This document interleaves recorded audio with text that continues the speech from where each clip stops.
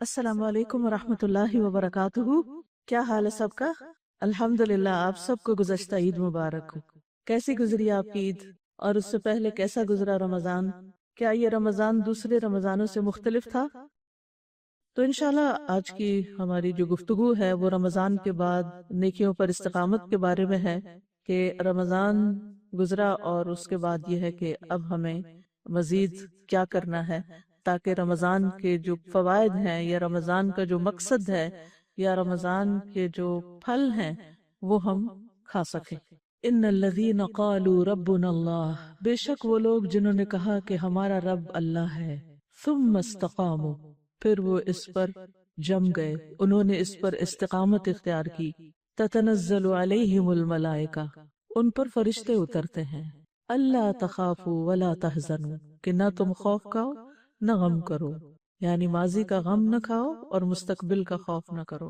वो अबशिरू बिल जन्नति लती कुंतुम तुअदून, खुशखबरी पाओ उस जन्नत की जिसका तुम वादा दिए जाते हो। नहनु औलियाउकुम फिल हयातिद दुनिया व फिल आखिरा, हम तुम्हारे दोस्त हैं दुनिया की जिंदगी में भी और आखिरत में भी। वलकुम फीहा मा तश्तही अनफुसुकुम, और तुम्हारे लिए वहाँ वो कुछ होगा जिसकी तुम ख्वाहिश करोगे। वलकुम फीहा मा तद्दाउन, और तुम्हें वहाँ वो मिलेगा जो तुम तलब करोगे। नुज़ुलम मिन गफूरिर रहीम, ये गफूर रहीम रब की तरफ से मेजबानी होगी, तुम उसके मेहमान होगे। तो इससे बड़ी खुशखबरी क्या हो सकती है कि जो शख्स ईमान लाकर और ईमान में अमल सालेह शामिल होते हैं, ईमान लाकर अमल सालेह करके इस्तिकामत इख्तियार करते हैं, जम जाते हैं, जिन नेकियों को इख्तियार करते हैं फिर उनको छोड़ते नहीं, उनके साथ कंटिन्यू करते हैं, तो उनको फरिश्तों का साथ हासिल होता है, फरिश्तों की मदद हासिल होती है, फरिश्ते उनके दोस्त बन जाते हैं, फरिश्ते उनके दिलों में अच्छे ख्यालात डालते हैं, फरिश्ते उनके लिए कामों को आसान करते हैं, यानी नेकी के रास्ते पर चलना आसान कर देते हैं। फिर इंसान को इस बात का शिकवा नहीं होता कि मेरे साथ कोई नहीं, मेरा मददगार कोई नहीं, मेरा माहौल नहीं।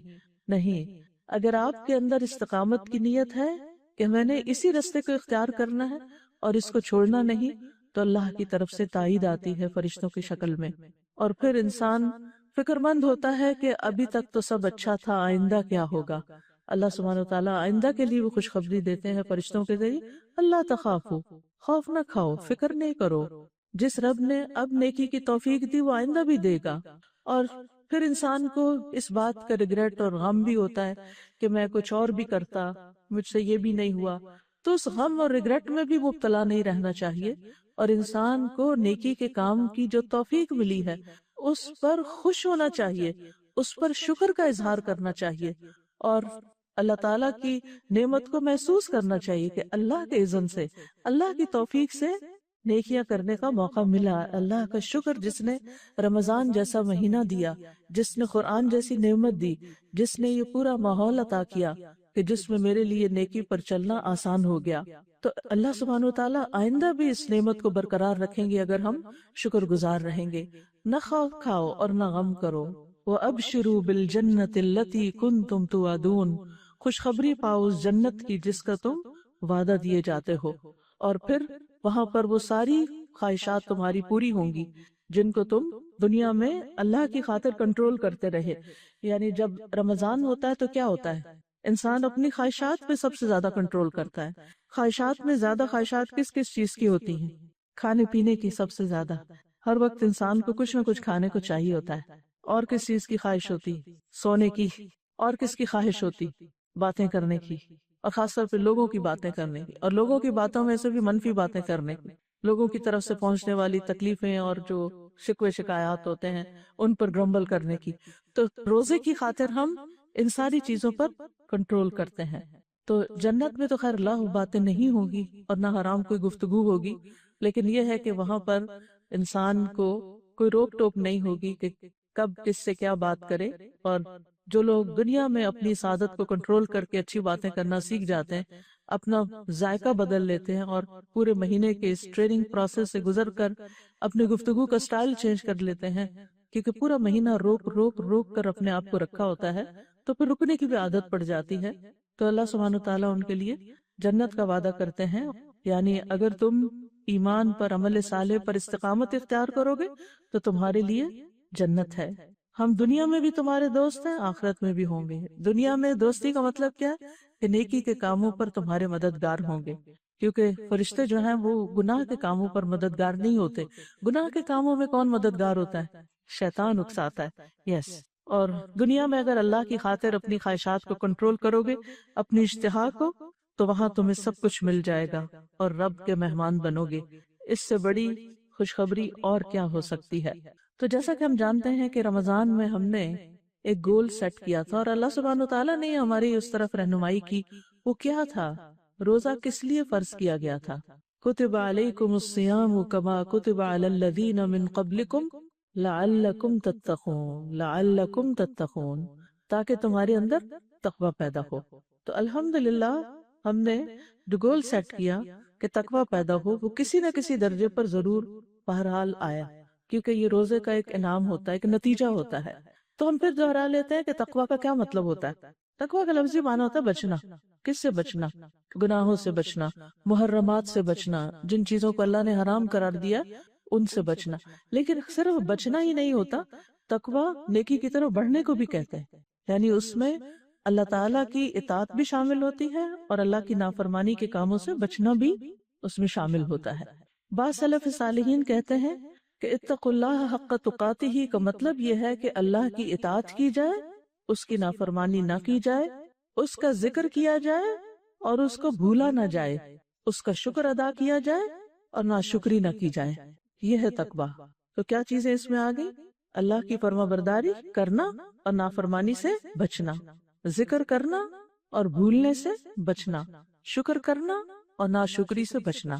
تو الحمدللہ رمضان میں یہ چیزیں ہمارے اندر کافی حد تک آ جاتی ہیں، یعنی ہم اطاعت کے کاموں میں دوڑ لگا دیتے ہیں، نافرمانی کے کاموں سے رکتے ہیں، اللہ کا ذکر پہلے سے زیادہ کرتے ہیں، تلاوت قرآن کی شکل میں، نماز کی شکل میں، ذکر اذکار کی شکل میں، قرآن کے فہم کی کلاسز اٹینڈ کرنے کی شکل میں، یعنی ہمارا زیادہ وقت جو ہے اللہ کے ذکر میں گزرتا ہے۔ تو پھر اس کو بھولا نہ جائے، یعنی یہ نہیں کہ رمضان گزرا تو ذکر بھی فراموش ہو گیا، اور پھر اس کا شکر ادا کیا جائے ان نعمتوں پر اور ناشکری نہ کی جائے۔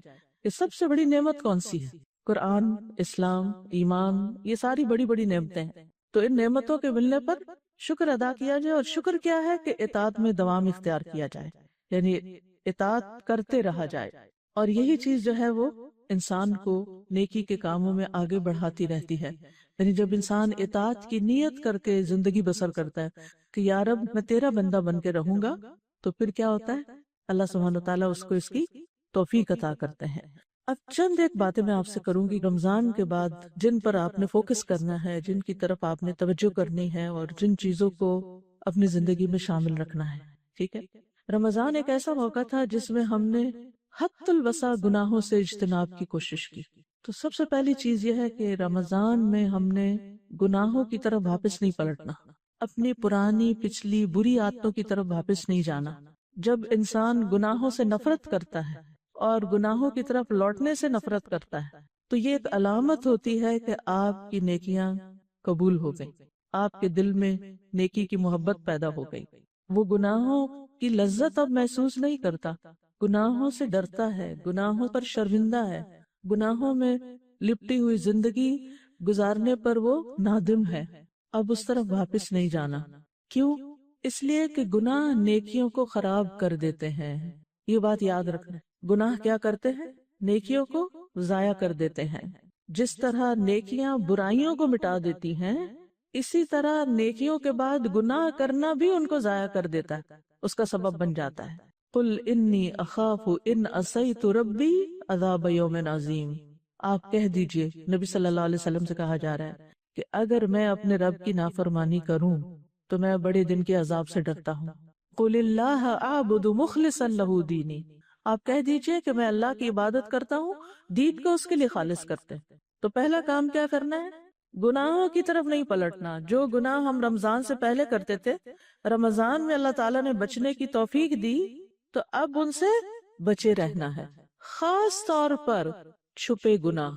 یاد رہے، یہ مین ہائی لائٹس ہیں، ان کو آپ نوٹ کر لیجئے اپنے پاس تاکہ آپ کو ایک ریمائنڈر ہے، بھول بھی جائیں دوبارہ پھر دیکھیں۔ خاص طور پر چھپے ہوئے گناہ۔ چھپے ہوئے گناہ کون سے ہوتے ہیں؟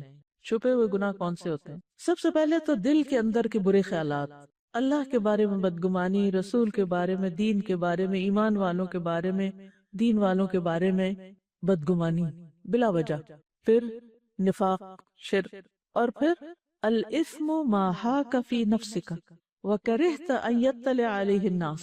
گناہ وہ ہوتا ہے جو تمہارے دل میں کھٹک جاتا ہے اور تم ناپسند کرتے ہو کہ لوگوں کو اس کا پتہ چلے، یعنی جو چیز آپ لوگوں سے چھپا چھپا کے کرتے ہیں، امی سے چھپا کے کرتے ہیں، دوستوں سے چھپا کے کرتے ہیں، ساری دنیا سے چھپا کے کرتے ہیں، تو اس میں دال میں کالا ہے، وہاں کوئی غلطی، وہاں کوئی خرابی۔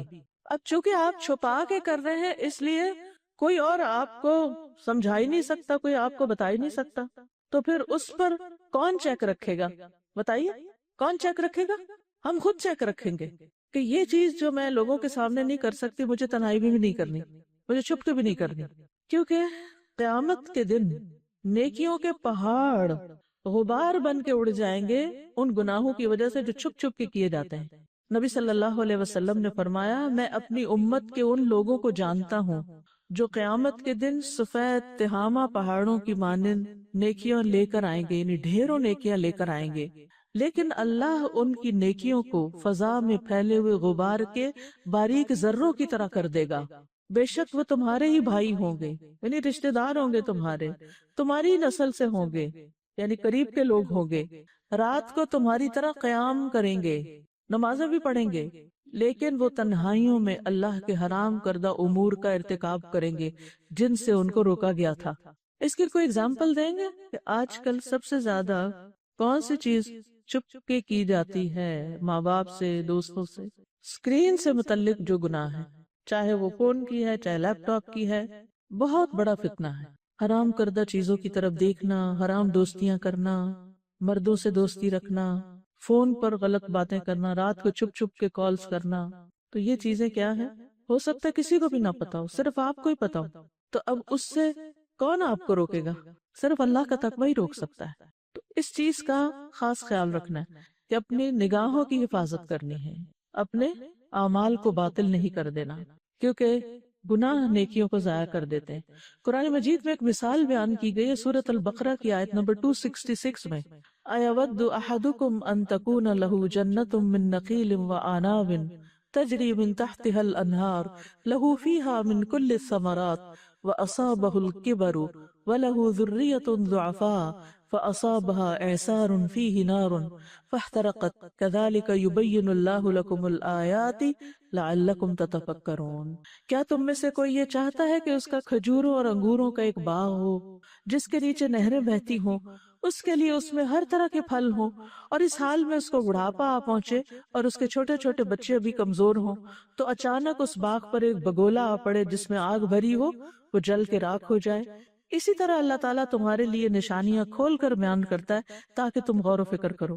مفسرین اس آیت کی تفسیر میں یہ کہتے ہیں کہ اس سے مراد وہ شخص ہے کہ جو نیکیاں کرنے کے بعد کوئی ایسا عمل کرتا ہے جو ایک بگولے کی طرح ہوتا ہے، جو اس کی ساری نیکیوں کو کھا جاتا ہے، یعنی اطاعت کے کاموں کے بعد وہ کوئی ایسی نافرمانی کا کام کرتا ہے کہ جس سے اس کی ساری نیکیوں پہ پانی پھر جاتا ہے۔ کیا روزہ رکھنا آسان تھا؟ نہیں، مشکل تھا، گرمیوں کے روزے تھے، لمبے روزے تھے، بھوک پیاس کا بھی سامنا ہوگا، چلے کچھ دن میں عادت بھی ہو جاتی، لیکن بہرحال ایک مشقت بھرا کام تھا۔ کیا رات کو عشاء کی نماز کے بعد دیر تک کھڑے رہنا آسان کام تھا؟ نیند قربان کرنا آسان کام تھا؟ نہیں۔ اور پھر آخری عشرے میں اور بھی زیادہ، یعنی تقریباً ساری رات ہی عبادت میں گزری، کوئی آسان کام تھا؟ کتنی محنت سے آپ نے کمائی کی، اور آخرت میں اس کی کتنی ضرورت ہوگی، اور انسان خوش بھی ہو جاتا ہے کہ الحمدللہ نیکیوں کی ایک بہار آئی، نیکیوں کا موسم بہار تھا، اور موسم بہار میں خوب پھل پھول آئے، خوب نیکیاں کی، اور اب کیا اپنی نیکیاں ضائع کر دیں؟ حرام کام کر کے، غلط کام کر کے، برے کام کر کے؟ کیا خیال ہے؟ بولے نا۔ تو یہاں پر جو مثال دی گئی ہے باغ کی کہ اس میں کھجورے اور انگور، تو یہ کھجورے اور انگور اور جنت میں باغ کیسے لگتے ہیں؟ نیک اعمال سے۔ اور قیامت کے دن ان نیک اعمال کی ضرورت ہوگی یا نہیں ہوگی؟ تو اگر ہم نے رمضان میں باغ لگا کے شوال میں اس کو جلا دیا تو پھر کیا ہوگا؟ کہیں اس دھوکے میں نہ ہو کہ ہم نے بہت کچھ کر لیا، اب تو جنت پکی ہوگی، اور آگے جا کے دیکھے کہ اوہ یہ تو باغ سے اڑ گیا۔ ایک بگولا پورا باغ جلانے کے لیے کافی، سال ہا سال کی محنت۔ باغ آسانی سے نہیں لگتے، جن لوگوں نے باغ لگتے دیکھے ہو انہیں پتا ہوگا کہ کتنا عرصہ انتظار کرنا پڑتا ہے، پھر پھل آتے ہیں، پورا مہینہ آپ مشقت کرتے ہیں، پھر اس کے بعد آپ کو ایک انعام ملتا ہے عید پر۔ تو خلاصہ کیا کہ ایسے کاموں سے بچنا ہے جو اعمال ضائع کرنے کا سبب بنے۔ سورۃ محمد میں اللہ تعالیٰ فرماتے ہیں آیت نمبر 33، یا ایھا الذین آمنوا اطیعوا اللہ واطیعوا الرسول ولا تبطلوا اعمالکم، اے لوگو جو ایمان لائے ہو، اللہ کا حکم مانو اور رسول کا حکم مانو اور اپنے اعمال ضائع نہ کرو۔ لا تبطلوا اعمالکم، اس کی تفسیر الجامع لاحکام القرآن میں یوں کی گئی ہے، ولا تبطلوا اعمالکم ای حسناتکم بالمعاصی، لا تبطلوا حسناتکم بالمعاصی، کہ گناہوں کے ذریعے اپنی نیکیوں کو ضائع نہ کرو۔ ٹھیک ہے، اللہ کی اطاعت کی، رسول کی اطاعت کی، اور پھر اس کے بعد گناہ کر کے ان کو ضائع نہیں کرنا۔ اس کی مثال قرآن مجید میں دی گئی ہے۔ سورۃ النحل آیت نمبر 92 میں اللہ تعالیٰ فرماتے ہیں وَلَا تَكُونُوا كَالَّتِي نَقَضَتْ غَزْلَهَا مِن بَعْدِ قُوَّةٍ أَنْكَاثًا، اور اس عورت کی طرح نہ ہو جانا جس نے بڑی محنت سے سوت کاتا پھر خود ہی اسے ٹکڑے ٹکڑے کر دیا۔ کسی نے دیکھا اسی سوت کاٹنے کا؟ کتنا محنت طلب کام ہوتا ہے کہ وہ روئی سے پھر ایک تار بنتی ہے، اور پھر وہ چرخے کے اوپر اس کی لپیٹی جاتی ہے، اور پھر یعنی ایک چھوٹی سی گولی بنانے میں بھی بہت سا ٹائم لگ جاتا ہے، اور بڑے احتیاط سے وہ تار بنائی جاتی، جیسے تقویٰ میں احتیاط ہوتی ہے نا، ایسے ہی اس میں بھی کہ کہیں دھاگا نہ ٹوٹ جائے، کہیں بہت موٹا نہ ہو جائے، زیادہ نہ آ جائے، باریک نہ ہو جائے، ایک جیسی تار رہے۔ تو بہت محنت طلب کام ہوتا ہے، بہت الرٹ ہو کے کرنا پڑتا ہے، آپ غافل ہو کے وہ چرخہ نہیں کاٹ سکتے۔ تو آپ نے بڑی محنت سے وہ سب کچھ کیا، اور اس کے بعد کیا ہوا کہ خود ہی اس کو توڑ کے رکھ دیا۔ تو انسان سب سے زیادہ خود اپنا ہی دشمن ہے جب وہ اپنی نیکیوں کو ضائع کرتا ہے۔ تو کیا نہیں کرنا؟ نیکیاں ضائع نہیں کرنی۔ اور نیکیاں کیسے ضائع ہوتی ہیں؟ گناہ ضائع کر دیتے ہیں۔ تو آپ دیکھیے کہ جیسے عقیدہ ہے، مثلا ایمانیات ہے، تو کچھ چیزیں ہمارے ایمان کو ضائع کرنے والی، جیسے شرک، جیسے نفاق، جیسے شک، اس سے عقیدے کی تباہی ہو جاتی۔ اعمال میں مثلا سب سے پہلے نماز آتی، تو آپ نے فقہ میں ایک ٹاپک پڑھا ہوگا مبطلات الصلاۃ، وہ چیزیں جو نماز کو باطل کر دیتی ہیں۔ مثلا کون سی چیز نماز باطل کر دیتی ہے؟ آپ نماز پڑھ رہے ہیں اور آپ نے وہ حرکت کی، نماز گئی۔ مثلا آپ نے ساری نماز پڑھی، ظہر کی پڑھ رہے تھے، آخری رکعت میں سلام سے پہلے آپ نے وضو توڑ دیا، کیا آپ کی نماز ہو گئی؟ نہیں ہوئی نا، نماز باطل ہوگی۔ آپ کو دوبارہ وضو کر کے دوبارہ 4 رکعتیں پڑھنی ہوگی۔ ٹھیک ہے، مثلا آپ نے ساری نماز پڑھی اور سلام پھیرنے سے پہلے کسی سے بات کر لی، تو بات کرنا کیا ہے؟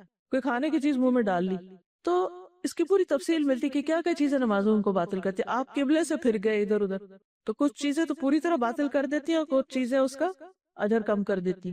صدقات کو کیا چیز باطل کرتی ہے؟ یا ایھا الذین آمنوا لا تبطلوا صدقاتکم بالمن والاذی، اے لوگو جو ایمان لائے ہو اپنے صدقات کو احسان جتا کے اور اذیت دے کے ضائع نہ کرو، وہ بھی باطل ہو جاتے ہیں۔ روزے کو کوئی چیز باطل کرتی ہے؟ روزہ کس چیز سے ٹوٹ جاتا ہے؟ کچھ کھا لینے سے، جن چیزوں سے روزے منع کیا گیا ان کے کرنے سے۔ تو اسی طرح نیکیاں کرنے کے بعد بھی کچھ اعمال ایسے ہوتے ہیں کہ جن کی وجہ سے انسان کی نیکیاں، چاہے آپ نے سارا رمضان اعتکاف کیا ہو، سارا رمضان آپ نے پرہیز کیا ہو، لیکن رمضان کے بعد آپ نے جو کچھ کیا اس کی ریاکاری کر کے، میں نے یہ بھی کیا، میں نے یہ بھی کیا، تو ریاکاری بھی کیا کرتی؟ دکھاوا، یعنی شہرت کی طلب کہ لوگ مجھے نیک سمجھیں۔ تو ہم بعض اوقات کوئی ایک شخص بتاتا نا اس رمضان میں تو میں نے یہ اور یہ کیا، تو ہمیں بھی جوش چڑھ جاتا ہے، ہم بھی اپنی کوئی جو چھپی نیکیاں ہوتی ہیں وہ بھی منہ سے نکال بیٹھتے ہیں۔ تو اس وقت اپنے آپ کو کنٹرول کرنا بڑا ضروری ہوتا ہے کہ جو چیزیں آپ نے رمضان میں صرف اللہ کے لیے کی تھی نا، چھپا کے صدقہ کیا تھا، چھپا کے کوئی نیک کام کیا تھا، بس اس کو چھپا ہی رہنے دے، بس وہ اللہ ہی کے لیے رہنے دے، ذکر نہ کریں کہ دل میں وہ نہ آ جائے کہ ہم بڑے نیک ہیں۔ اسی طرح اگر آپ نے کسی کی مدد کی، خدمت کی، کوئی بھی کسی کے لیے کچھ کام کیا، پھر آپ نے اس کو اذیت دی، مثلا کیسے؟ اس کے سامنے ذکر کر دیا، اس کو ڈانٹ پلا دی، مینشن کر کے کہ میں تو تمہارے ساتھ یہ کرتی رہی اور تم نے کیا کیا۔ تو ان چیزوں سے بچنا چاہیے۔ ٹھیک ہے، تو پہلی چیز رمضان کے بعد آپ نے کیا کرنی ہے؟ عدم الرجوع الی الذنب، گناہ کی طرف واپس نہیں جانا۔ جو گناہ رمضان سے پہلے تھے وہ نہیں کرنے، اور پھر اسی کے اندر کیا ہے؟ جو رمضان میں نیکیاں کی ان کو رمضان کے بعد گناہ کر کے ضائع نہیں کرنا۔ دوسری چیز، اگر آپ یہ چاہتے ہیں کہ آپ اس سے بچ جائیں، اس خسارے سے بچ جائیں، اس نقصان سے بچ جائیں، تو پھر آپ کو رمضان میں کی ہوئی اطاعت پر باقی بھی رہنا چاہیے۔ رمضان میں خاص طور پر آپ نے کون کون سی نئی نیکی کی یا نئی عادت ڈالی اپنے آپ کو، کوئی ایک چیز مینشن کریں، ریاکاری کے طور پر نہیں، ویسے ہی ذکر کریں کہ رمضان سے پہلے آپ وہ نہیں کرتے تھے، رمضان میں کیا، وہ کیا چیز تھی؟ مثلا اشراق کے نفل، شابش، ٹھیک ہے، اب کیا کرنا ہے؟ اشراق کے نفل کو جاری رکھنا ہے، اشراق کے نفل جاری رکھنا ہے۔ کتنی دیر لگتی ہے اشراق کے نفل پڑھنے؟ لیکن وہ ہم کب پڑھ سکتے ہیں؟ جب ہم اپنا وقت ضائع کرنے سے بچے۔ رمضان میں چونکہ سارے مصروف ہوتے ہیں نا، تو پھر ٹائم ویسٹر ذرا کم ہوتے ہیں نسبتاً، کیونکہ شیطان بھی قید ہے، اور جو شیطان کے چیلے ہیں وہ بھی تھوڑے سے سدھرے ہوئے ہوتے ہیں اس کے اثر سے نکل کے، تو پھر وہ ہمیں اتنا نہیں الجھاتے۔ لیکن رمضان کے بعد وہ سب چھٹ جاتے ہیں اور پھر ہم پرانی عادتوں پہ آ جاتے ہیں۔ تو صلاۃ الضحیٰ جو ہے، صلاۃ الضحیٰ، اس کا اجر کیا ہے؟ ضحیٰ یا اشراق، یہ جو بھی یہ دن کے نوافل ہوتے ہیں، حدیث میں آتا ہے من صلی الضحیٰ اربعا، جس نے ضحیٰ کی 4 رکعتیں پڑھی، وقبل الاولی اربعا، یعنی ظہر سے پہلے 4 رکعتیں پڑھی، بنی لہ بیت فی الجنہ، اس کے لیے جنت میں گھر بنا دیا جاتا ہے۔ یا ضحیٰ کی ہی 4 جو آپ نے پڑھی، اس کے بارے میں آتا ہے، اللہ تعالیٰ فرماتے ہیں، ابو داؤد کی روایت ہے، یا ابن آدم لا تعجز عن 4 رکعات من اول النہار اکفک آخرہ، اے ابن آدم، دن کے پہلے حصے میں 4 رکعتیں پڑھنے سے عاجز نہ آؤ، میں دن کے آخر تک تمہارے لیے کافی ہو جاؤں۔ اللہ تعالیٰ توفیق بھی دیں گے نیکیوں کی اور نیکیاں سنبھالنے کی اور اچھے اچھے کاموں کی، اور جو ہمارے مسائل اور ہماری ضروریات ہیں ان کو بھی پورا کر دیں گے۔ ایک اور روایت میں آتا ہے صحیح الجامع میں، ارکع لی 4 رکعات من اول النہار اکفک آخرہ، دن کے اول حصے میں 4 رکعتیں پڑھ لو، دن کے آخر تک میں تمہیں کافی ہو جاؤں گا۔ اور ویسے بھی حدیث میں آتا ہے کہ لا یحافظ علی صلاۃ الضحیٰ الا اواب، ضحیٰ کی نماز کی حفاظت صرف اواب ہی کرتا ہے، اور اس نماز کو صلاۃ المغفرہ و توبہ اور ہدایہ بھی کہا گیا کہ یہ توبہ کی نماز ہے، یہ مغفرت کی نماز ہے، ٹھیک ہے؟ یعنی چاشت کی نماز پڑھنے سے اللہ تعالیٰ ہمارے معاملات کی ذمہ داری لے لیتے ہیں، اور معاملات میں سبھی چیزیں آ جاتی ہیں، عبادات، ضروریات وغیرہ سب کچھ۔ یہ جسم کے 360 جوڑوں کا صدقہ ہوتا ہے۔ ہمارے پاس ہر روز اتنے پیسے نہیں ہوتے کہ ہم صدقہ کر سکیں، یعنی زیادہ، بہت زیادہ اجر کا باعث ہے، یعنی اس کے پڑھنے سے حاجتیں پوری ہوں گی انشاءاللہ۔ تو کم از کم 2 رکعتیں تو ضروری پڑھیں، لیکن 4 پڑھیں گے تو جنت کی بشارت بھی ہے۔ تو رمضان میں جو نیکیاں آپ نے کی ان پر کیا کرنا ہے؟ دوام اختیار کرنا ہے۔ اگر آپ اشراق یا ضحیٰ، چاشت کی نماز نہیں پڑھ سکتے تو آپ اپنا محاسبہ کریں، کون سے ایسے کام میں پڑ گئی تھی کہ جس نے میری یہ نیکی گنوا دی کہ میں اس کو نہیں کر سکی۔ شیطان کبھی بھی نہیں چاہتا کہ ہم یہ کام کر سکیں، لہٰذا وہ ہمیں غیر ضروری جھگڑوں میں، فساد میں اور غیر ضروری چیزوں میں الجھا دیتا ہے۔ اگر آپ ایک ہاؤس وائف ہیں، بچوں کو آپس میں لڑا دے گا، آپ وضو کر کے کھڑی ہیں، کوئی فون کال آ جائے گی اور آپ نے اٹھائی تو سمجھا دیکھ لو پتہ نہیں کوئی ضروری نہ ہو، اور وہ پورے 10 منٹ لے گئے۔ وہی 10 منٹ آپ نے یہ 4 رکعتیں پڑھ لینی تھی، اور وہی 10 منٹ آپ کے فضول فالتو باتوں میں لگے، صرف لوگوں کو خوش کرنے میں۔ اور جب خاص طور پر آپ کو پتا ہو کہ کال اتنی ضروری نہیں، تو آپ کس طرح معذرت کر سکتے؟ میں ایکچولی وضو کر کے کھڑی تھی، اگر آپ مجھے اجازت دیں تو میں پہلے یہ نماز پڑھ لوں۔ تو وہ دوسرے شخص کے پاس جو شکوے شکایتیں اور وہ غصہ اور پتہ نہیں کیا کچھ ہوگا آپ پہ جھاڑنے کے لیے، سنانے کے لیے لوگوں کی شکایتیں، وہ بھی ٹھنڈا ہو جائے گا 10 منٹ میں، اور ادھر آپ بھی اپنی نماز پڑھ لیں گے۔ ہمیں معذرت کرنی آنی چاہیے، دوسرے سے اجازت لینی چاہیے۔ اگر آپ اجازت دیں تو میں ذرا یہ کام کر لوں پہلے۔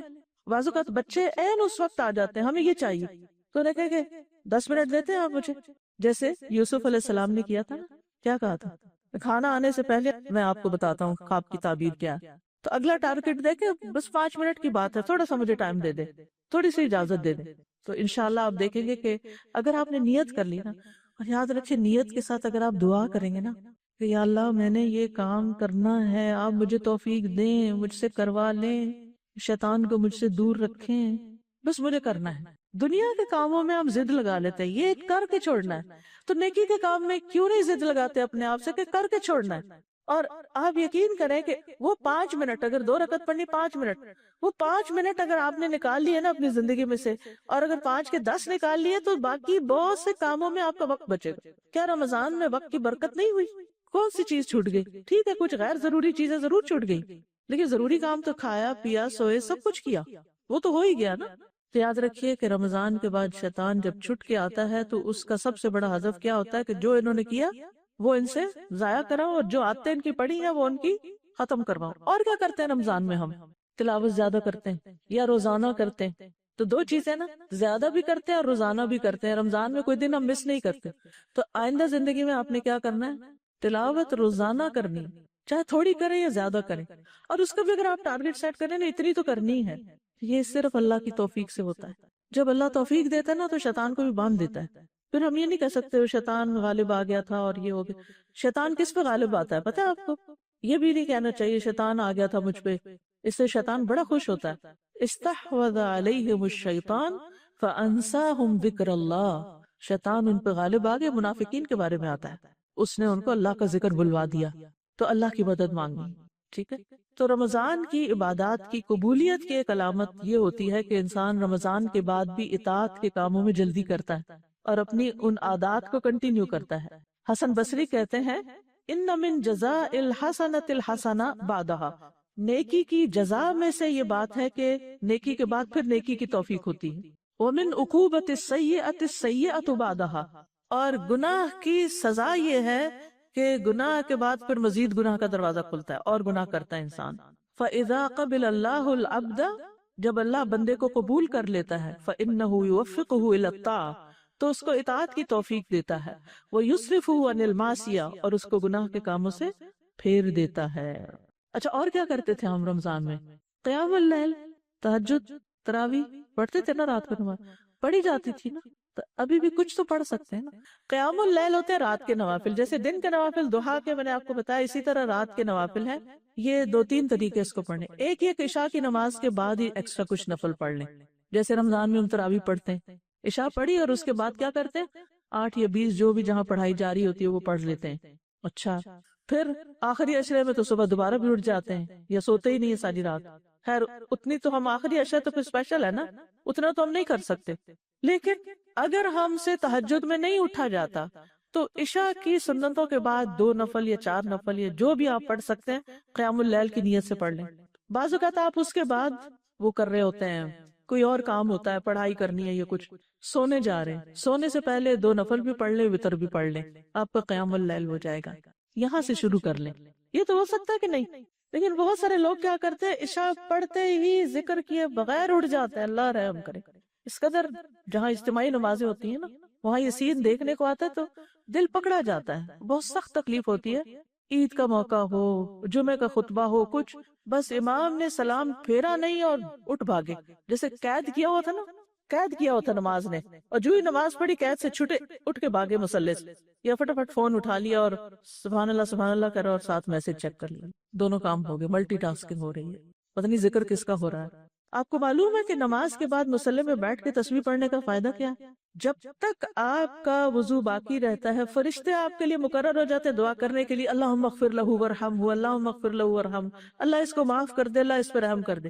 تو کم از کم تسبیحات اور اس کے بعد کی اذکار الصلاۃ مختصر سے، مجھے معلوم ہے کہ سب کے پاس بہت لمبا وقت نہیں ہوتا، لیکن تھوڑی دیر ضرور بیٹھے مصلی، آیت الکرسی ضرور پڑھ لیں۔ آیت الکرسی پڑھنے کا فائدہ پتہ ہے نا، کہ اگر اس کے بعد ڈیتھ ہوگی اگلی نماز سے پہلے تو جنت سے کوئی چیز روک نہیں سکتی۔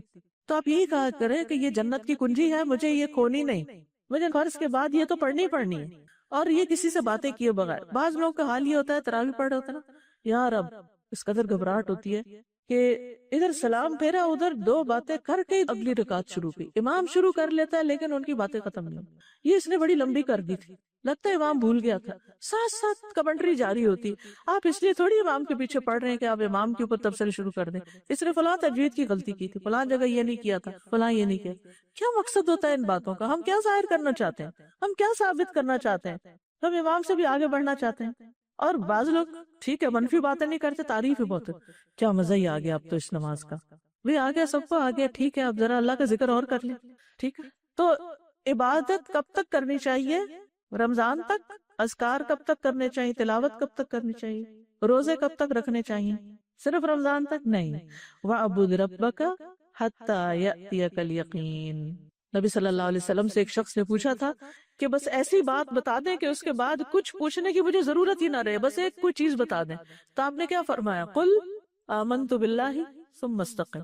کہو میں اللہ پر ایمان لایا اور میں اس پہ جم گیا. اللہ تعالیٰ کے نزدیک پسندیدہ اعمال کون سے ہوتے ہیں؟ ان احب الاعمال الی اللہ ادومها وان قل.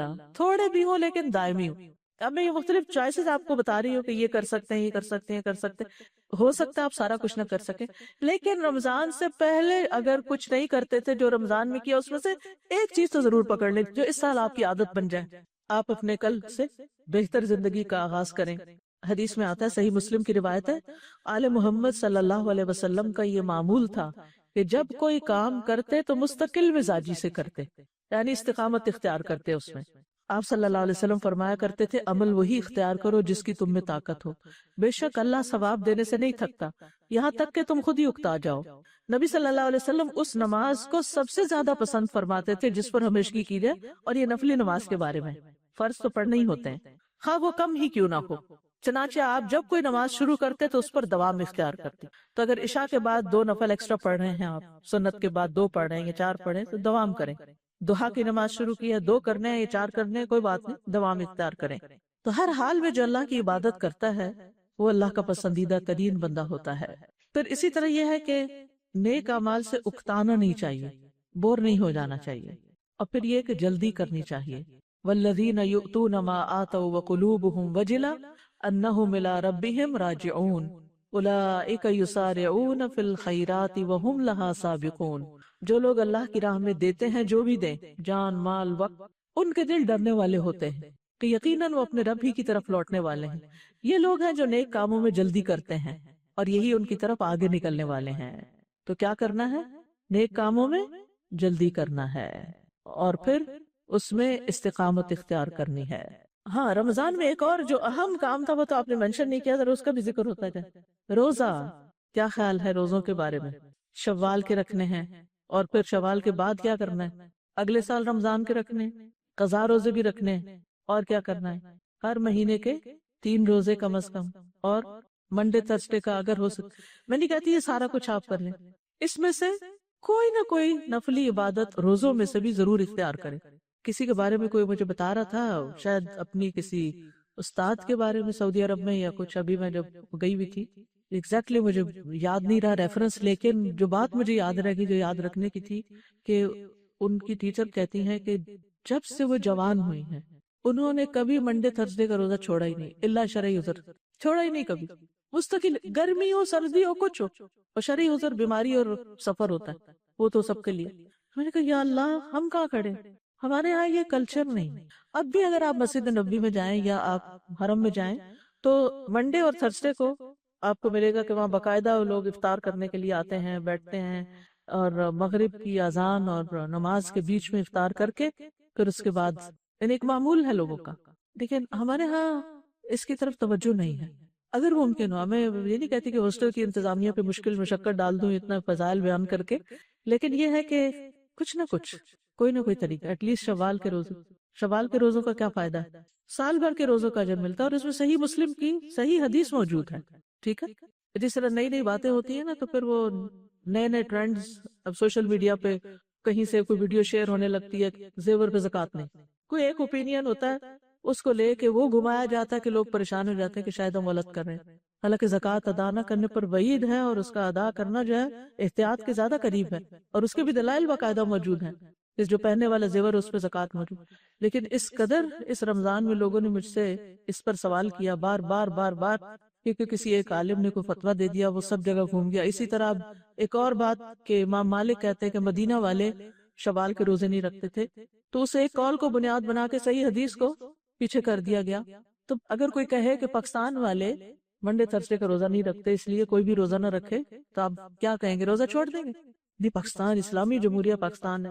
عوام الناس جو ہوتے ہیں، عوام الناس بعض اوقات نفلی عبادات کو وہ توجہ نہیں دیتے. تو اس لیے بہت ضروری ہے کہ جس چیز کے اوپر امت کا ایک تعامل رہا ہے اور ایک اس کی فضیلت بیان ہوئی ہے، تو نفلی عبادات میں اس پر استقامت اختیار کی جائے اور ادھر ادھر کی باتوں کی وجہ سے نیک عمل کو نہ چھوڑا جائے.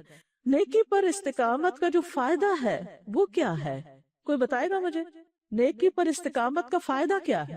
دیکھیے، حسن خاتمہ کا سبب ہے یہ. بس ایک جملہ یاد رکھیے، نیکی پر استقامت حسن خاتمہ کا سبب ہے.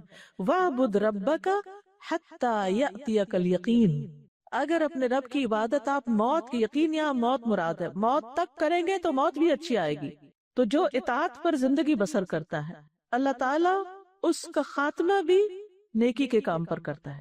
کچھ عرصہ پہلے میں نے ایک آرٹیکل پڑھا تھا جو کئی قسطوں میں آیا تھا کہ شروع سے لے کر تاریخ میں اب تک وہ کون کون سے لوگ ہیں جو نون ہسٹری میں ریکارڈڈ ہیں کہ جو سجدے کی حالت میں فوت ہوئے.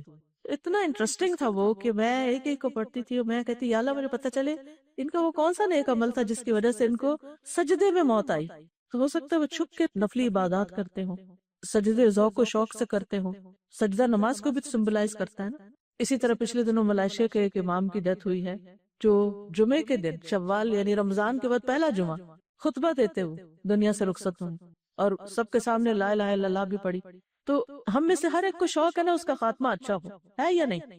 ہم جیسے بھی ہو لیکن ہمارا یہ شوق بہت ہے کہ ہمارا خاتمہ اچھا ہو. جس کو یہ پسند ہو کہ اس کا خاتمہ اچھا ہو پھر وہ نیکیوں کے کاموں پر دوام اختیار کرے، چاہے تھوڑا سا ہی کیوں نہ ہو، چھوٹا سا کام ہی کیوں نہ ہو. رمضان میں اور زیادہ کیا کرتے ہیں کام؟ ایک اور کام بھی جو بھولے میں صدقہ خیرات. تو صدقہ خیرات کی عادت بھی نہیں جانی چاہیے. یعنی بعض لوگ کیا کرتے ہیں ساری زکوٰۃ رمضان میں نکال دی، صدقہ خیرات بھی خوب ہر پروجیکٹ میں ڈال دیا، اس کے بعد خالی ہاتھ ہو کے بیٹھ جاتے ہیں اور اگلے رمضان کا انتظار کرتے ہیں. نہیں، صدقے پر دوام.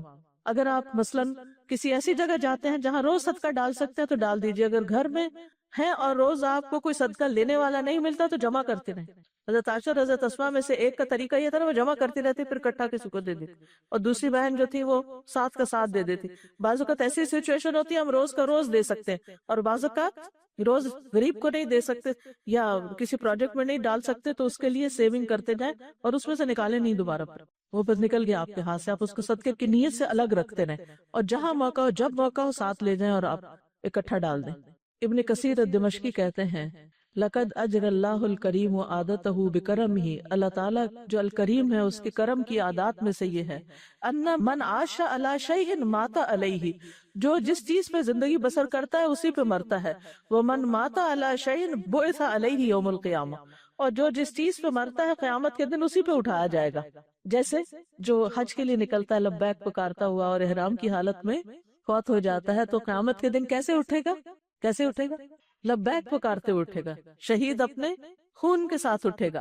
تو اسی طرح جو نیک کام کرتے ہوئے آپ فوت ہوں گے قیامت کے دن اسی کے ساتھ پھر اٹھائے بھی جائیں گے، نیکی کی گواہی کے ساتھ پھر آپ کی بعثت ہوگی. اس لیے زندگی میں کچھ آتے ہی تو عبادات سے متعلق ہے.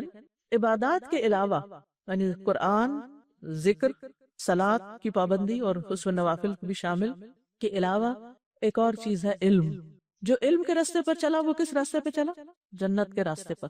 سیکھنا اور سکھانا ختم نہیں کرنا، کچھ بھی ہو کہیں بھی ہو.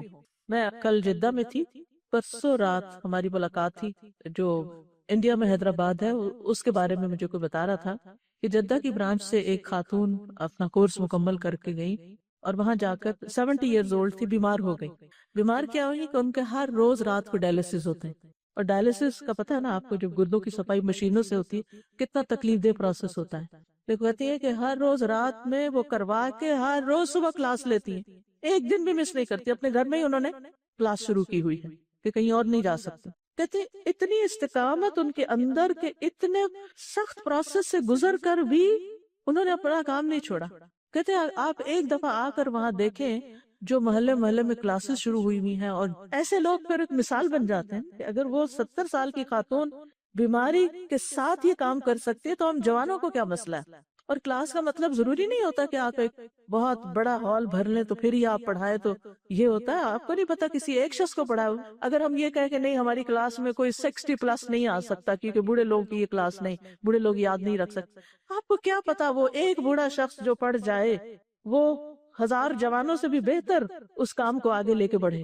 تو آپ خود سوچئے کہ آپ کی محنت ضائع نہیں جاتی چاہے ایک شخص پر بھی ہو، لیکن وہ ایک شخص آپ کو باندھ لیتا ہے. اگر آپ ایک شخص کے ساتھ مل کر قرآن پڑھتے پڑھاتے ہیں، اور اب تو آپ دیکھیے کہ فون پر، اسکائپ پر، سوشل میڈیا کے ذریعے، آن لائن بے شمار ٹیکنالوجی کے ذریعے طریقے نکل آئے کہ آپ بہت ڈسٹنس پر بھی ہوتے ہوئے آپ لوگوں کے ساتھ قرآن کا مذاکرہ اور درس و تدریس اور تعلیم کا کام کر سکتے ہیں. تو بہت ضروری ہے کہ آپ کیا کریں؟ علم کا کام کریں. ایک اور چیز، غور و فکر. انہیں 5 چیزیں آپ نے تھام کے رکھنی ہیں اپنی زندگی میں، ان پہ استقامت اختیار کرنی ہے. نماز، ذکر، تلاوت قرآن، علم کا سیکھنا اور سکھانا، اور غور و فکر کرنا، ریفلیکٹ کرنا، چاہے اکیلے چاہے کسی کے ساتھ. اللہ سبحانہ و تعالیٰ نے انسان کو جو فضیلت بخشی ہے باقی مخلوق پر، وہ کس بنا پر؟ اس کی عقل کی بنا پر اور اس کے بیان کی بنا پر. علمہ البیان. اگر آپ اس زبان کو اللہ کے ذکر میں، اللہ کی اطاعت میں، اللہ کے کتاب کی تعلیم میں استعمال نہیں کرتے تو پھر آپ اپنے آپ کو ضائع کر رہے ہیں. یعنی باقی لوگوں سے تو ہو سکتا ہے یہ توقع نہ رکھی جائے، لیکن قرآن پڑھنے والوں سے کیا توقع رکھی جا سکتی کہ وہ پڑھ کے بلا دیں اس کو، اور پھر قیامت کے دن پروفٹ اس بات کا شکوہ کرے کہ ان قوم اتخذوا ھذا القرآن مہجورا، کہ میری اس قوم نے قرآن کو چھوڑ دیا تھا. تو اس کو فار لائف اختیار کرنا ہے. سیکھنا اور سکھانا دونوں چیزیں. رب زدنی علما، یعنی کہ کبھی بھی قرآن کے عجائبات ختم نہیں ہوتے. ایک دفعہ پڑھنے سے سب کچھ سمجھ نہیں آتا، ایک دفعہ ختم ہو پھر دوبارہ شروع کر دے، پھر دوبارہ شروع کر دے، پھر دوبارہ شروع کر دے. اللہ تعالیٰ فرماتے ہیں افلا یتدبرون القرآن، کیا یہ قرآن میں غور و فکر نہیں کریں گے؟ ام علی قلوب اقفالها، کیا ان کے دلوں پہ تالے، ان کورس کرنے کے بعد دل پہ تالا چڑھایا، کنڈی لگائی، بس ختم ہو گیا سارا سلسلہ؟ نہیں، اس کو جاری رکھنا ہے. ٹھیک ہے. امام ابن تیمیہ کہتے ہیں اگر کسی کو دیکھنا ہو کہ کسی کی رمضان المبارک کی عبادت قبول ہوئی یا نہیں تو اس کے رمضان کے بعد والے اعمال دیکھو. اگر رمضان کے بعد بھی نیک اعمال پر اس کی استقامت اسی طرح باقی ہے جیسے رمضان میں تھی تو سمجھ لو کہ اللہ تعالیٰ نے اس کی رمضان میں کی جانے والی عبادتوں اور اطاعتوں کو قبول فرما لیا، جس کی وجہ سے ان اعمال کو تسلسل کے ساتھ باقی رکھنے کی توفیق عطا فرمائی. اور جس کو دیکھو کہ رمضان کے بعد اس کے اعمال میں یک لخت فرق آ گیا، ڈراسٹک چینج، وہ رمضان میں کچھ اور تھا وہ کچھ اور بن گیا، اور وہ ہدایت سے بھٹک کر پھر اس راہ کا راہی ہو گیا جس پر وہ رمضان سے پہلے گامزن تھا، تو سمجھ لو کہ اس کا شمار بھی انہی لوگوں میں ہے جن کے متعلق رسول اللہ صلی اللہ علیہ وسلم نے ارشاد فرمایا رب صائم لیس له من صیامہ الا الجوع ورب قائم لیس له من قیامہ الا السحر. بعض روزے دار کو روزے سے بھوک کے سوا کچھ نہیں ملتا، انہوں نے رمضان میں بھوک کاٹ لی بس ختم ہو گیا، اور بعض قیام کرنے والوں کو قیام سے بیداری کے سوا کچھ نہیں ملتا، یعنی وہ تقوی ہاتھ نہیں آتا، وہ نیک اعمال پر مداومت ہاتھ نہیں آتی. علماء کہتے ہیں کہ اگر حج، عمرہ، روزہ اور دیگر عبادات اللہ کی بارگاہ میں قبولیت کا درجہ پالے تو اس کی نشانی یہ ہے کہ بندہ نیکی کے بعد نیکی کرتا چلا جاتا ہے. ہم میں سے ہر ایک کو یہ فکر ہوتی ہے نا کہ پتہ نہیں ہماری عبادت قبول ہوئی یا نہیں، تو قبولیت کی علامت کیا ہے؟ رمضان کے بعد بھی نیکی کرتے چلے جانا، اور پھر اس بات سے ڈرنا کہ کہیں ہمارے اعمال ضائع نہ ہو جائے. ٹھیک ہے. وہ جیسے قرآن مجید کیا ہے نا والذین یؤتون ما آتوا وقلوبهم وجلہ، کہ وہ لوگ جو دیتے ہیں اور ان کے دل ڈر رہے ہوتے ہیں، یعنی نمازیں پڑھتے ہیں، روزے رکھتے ہیں، صدقہ خیرات کرتے ہیں، اور وہ ڈرتے رہتے ہیں کہ کہیں ہمارے اعمال ضائع نہ ہو جائے. اولئک الذین یسارعون فی الخیرات، یہ نیکیوں میں آگے بڑھنے والے. تو نیکیوں میں آگے بڑھنے والے کبھی اپنے نیک اعمال پہ فخر نہیں کرتے، وہ اپنے اعمال کو حقیر ہی سمجھتے ہیں اور اس پر غرور نہیں کرتے، تعجب یا عجب کا شکار نہیں ہوتے، وہ اپنی آخرت کو یاد کرتے رہتے ہیں جس دن انہیں ان اعمال کا بدلہ ملنے والا ہے، اور جس دن انسان کے چھوٹے بڑے گناہوں کا حساب لیا جانے والا ہے. اب سوال یہ پیدا ہوتا ہے کہ ان چیزوں پر پابندی کے لیے کریں کیا؟ یعنی یہ تو پتہ چل گیا کہ استقامت اختیار کرنی ہے، لیکن استقامت کیسے اختیار ہو؟ ہم چاہتے ہیں لیکن کر نہیں پاتے. تو آپ کے خیال میں وہ کون سا ایسا طریقہ ہے جس سے استقامت حاصل ہوتی ہے؟ نمبر 1، پلاننگ کرنی پڑتی ہے کہ کون سا کام کب اور کیسے کرنا ہے. اس کے لیے ٹائم لاک کر لے. جیسے قیمتی چیزوں کو آپ لاک کر لیتے ہیں پھر کوئی اور ان پہ ڈاکہ نہیں ڈال پاتا، تو اپنے اوقات کو مال و دولت سے بھی زیادہ قیمتی سمجھے اور اس کو لاک کریں. یہ ٹائم میرا تلاوت کے لیے، یہ ٹائم میرا نفل کے لیے، یہ وقت میرا صدقے کے لیے ہے، یہ میرا تسبیحات کے لیے ہے، مثلا ٹریولنگ کے دوران یا اور جو بھی. کیا کریں گے آپ؟ پلاننگ، کب، کیا، کیسے کرنا ہے، کتنا کرنا ہے. اگر آپ نے پلاننگ نہیں کی نا، جتنے مرضی لیکچر سن لیں پھر کام کرنا مشکل ہو جاتا ہے. ٹھیک ہے. اور کیا کرنا ہوتا ہے؟ دعا کرنی ہوتی، نیت پلاننگ میں ساتھ نیت بھی شامل کریں کہ پکی نیت کے کر کے چھوڑنا ہے. صحبت صالح، حب الصالحین و بغض مجالست العصات، صالحین کی محبت اور نافرمان لوگوں کی کمپنی سے بغض. جب تک یہ چیز نہیں ہوگی اس وقت تک استقامت نہیں ہو سکتی، کیونکہ آپ کو سہارا انسانوں کی شکل میں بھی کچھ نہ کچھ چاہیے ہوتا ہے کہ جو آپ کو پکڑ کے رکھے، سیدھے راستے پہ چلائیں، جن سے آپ انسپریشن لیں. ضروری نہیں ہوتا کہ وہ آپ کو لیکچر ہی دیتے رہیں، تقریریں ہی کرتے رہیں، نصیحتیں ہی کرتے رہیں، ہر وقت آپ کو انسٹرکشنز دیتے رہیں. نہیں، صرف ان کو دیکھ کر بھی آپ کو انسپریشن ہو جاتی. وہ نماز پڑھ رہے ہیں، آپ کسی سے ملنے کے لیے گئے اور وہ سکون سے اپنے چاشت کے نفل ادا کر رہے ہیں، اس وقت آپ کا دل کیا چاہے گا؟ میں کیوں پیچھے، میں بھی کر لیتا، میں کیوں نہیں کر سکتا؟ اگر آپ میں سے ایک لڑکی بھی صبح جیسے وقت سے پہلے آپ آ جاتے، ایک لڑکی بھی اگر نماز پڑھتی ہوئی دکھائی دی نا، 4 اور بھی کھڑے ہو جائیں گے ساتھ. تو آپ وہ بنیں جو دوسروں کو بھی راہ دکھائیں. گھر میں آپ کھڑے ہو جائیں گے، آپ کو دیکھ کر ایک دن آپ کے بچے بھی شروع کر دیں گے.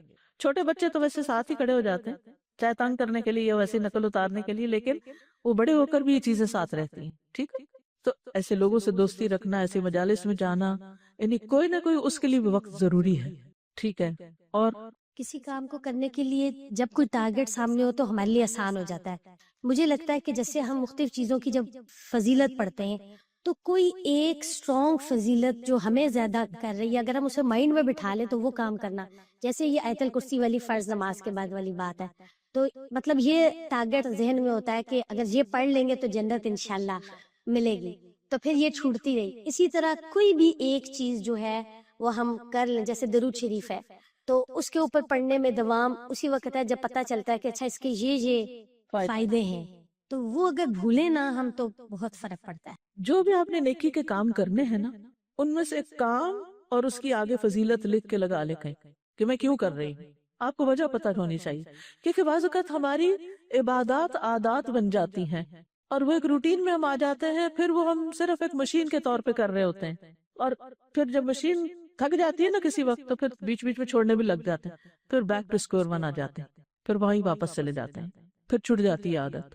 تو پہلے مرحلے پہ شروع کیوں کی تھی؟ مثلا یہ حدیث بھی بہت انسپائر کرتی ہے. نبی صلی اللہ علیہ وسلم نے فرمایا، اللہ عز و جل فرماتا ہے، اے ابن آدم میری عبادت کے لیے اپنے آپ کو فارغ کر لو، یعنی وقت نکالو، میں تیرے سینے کو بے نیازی سے بھر دوں گا. یعنی پرواہ نہیں رہے گی، کسی چیز کا خوف نہیں رہے گا، ہو جائے گا. کوئی کام یہ نہیں ہو رہا، فکر مندی نہیں، ہو جائے گا. تمہارا فقر دور کر دوں گا، محتاجی دور کر دوں گا. اگر تو نے ایسا نہ کیا تو میں تیرے سینے میں مصروفیات بھر دوں گا، ہر وقت کاموں کی فکر، یہ نہیں ہوا، وہ نہیں ہوا، وہ نہیں ہوا، اور تیرا فقر زائل نہیں کروں گا. تو کتنا ضروری ہے کہ ہم وقت نکالیں، اپنے جو گول سیٹ کریں، پھر ان کے لیے اپنا وقت بھی مخصوص کریں. جس طرح اور کام ضروری سمجھ کے کرتے ہیں، ان کاموں کو بھی ضروری سمجھ کے کریں. پھر ایک اور حدیث ہے احکامات کی حفاظت کے بارے میں، احفظ اللہ یحفظ کا، احفظ اللہ تجدہ تجاہک. اللہ کی حفاظت کرو وہ تمہاری حفاظت کرے گا. اللہ کی حفاظت کرو تم اسے اپنے سامنے پاؤ گے. یعنی مراد ہے اللہ تعالیٰ کے احکامات، یعنی حرام چیزیں وغیرہ سے بچنے. قبولیت کے اوقات میں دعائیں کہ اللہ تعالیٰ میں نے یہ کام کرنا ہے، آپ مجھے کرنے کی توفیق دیں، آپ میرے لیے آسان کر دیں. اس دعا کو پلے باندھ لیں، اللہم لا سہل الا ما جعلتہ سہلا وانت تجعل الحزن سہلا اذا شئت. اللہ کچھ بھی آسان نہیں جب تک تو آسان نہ کرے، اور جب تو چاہے مشکل کو آسان کر سکتا ہے. تو یہ مشکل آسان کرتا ہے، کیونکہ عبادت کرنے کے لیے اندر بھی رکاوٹیں ہیں، دل نہیں مانتا، نفس نہیں، جسم، سستی، بیماری، کیا چیزیں بیچ میں آ جاتی ہیں آڑے، پھر باہر کا ماحول، پھر شیطان، کتنی رکاوٹیں ہیں. تو ان سب کو کراس کرنا ایک مشکل کام ہے، لیکن اللہم لا سہل الا ما جعلتہ سہلا، یعنی جب آپ ارادہ کریں کسی نیک کام کا تو فوراً سوچیں، جب دوسرا خیال آئے گا میرا نہیں خیال میں کر سکوں، بہت لمبے روزے ہیں. اگر پچھلے سال ان دنوں رمضان تھا نا، ابھی تو رکھے تھے نا روزے، تو اس سال بھی رکھ سکتے ہیں. اس کا مطلب تو جو ہی آپ خوف محسوس کریں میں نہیں کر سکتی، ڈرنے لگے، ہچکچائیں، فوراً دعا کریں، اللہم لا سہل الا ما جعلتہ سہلا. اور پھر کبیرہ گناہوں سے بچتے رہیں، استقامت کی دعا بھی کریں، اللہم انی اسألک الثبات فی الامر والعزیمۃ علی الرشد. اور پھر یہ دعا جو ہے، یہ 2 دعائیں سجدے میں مانگنا شروع کریں. امام ابن تیمیہ یہ دعا سجدے میں مانگتے تھے، رب اعنی علی ذکرک و شکرک و حسن عبادت. سجدے کی دعائیں قبول ہوتی ہیں. اگر یہ دعا قبول ہو گئی تو انشاءاللہ سارے جو ہم نے ٹارگٹ سیٹ کیے وہ ہو جائیں گے. اور ایک اور دعا اللهم أصلح لي ديني الذي هو عصمة أمري، وأصلح لي دنياي التي فيها معاشي، وأصلح لي آخرتي التي فيها معادي، واجعل الحياة زيادة لي في كل خير، واجعل الموت راحة لي من كل شر۔ اے اللہ میرے دین کو درست کر دے، میرا دین بالکل ٹھیک ہو، نماز روزہ ہر چیز پرفیکٹ ہو جائے، جو میرے معاملات کا محافظ ہے، یعنی اسی سے میری حفاظت ہونی ہے دنیا میں بھی آگے بھی، اور میری دنیا کو بھی درست کر دے جس میں میرا معاش ہے، جہاں میں رہ رہا ہوں، میرے حالات آسان کر دے، میرا رزق روزی کا معاملہ، میرے اور جو رکاوٹیں ہیں جن جن چیزوں میں وہ دور کر دے، اور میری آخرت کو درست فرما دے جس کی طرف میری واپسی ہے، اور میری زندگی کو ہر بھلائی میں میرے لیے زیادتی کا باعث بنا دے، اور موت کو میرے لیے ہر شر سے راحت بنا دے۔ کتنی خوبصورت دعا ہے۔ اگر عشاء کے بعد یا تہجد کے وقت 2 نفل بھی آپ کو پڑھنے کو مل جائے نا، تو ایک رکعت میں ایک دعا اور دوسری رکعت میں دوسری دعا، آپ دیکھیں تو صحیح کہ کیسی کیسی تبدیلیاں آتی ہیں زندگی میں۔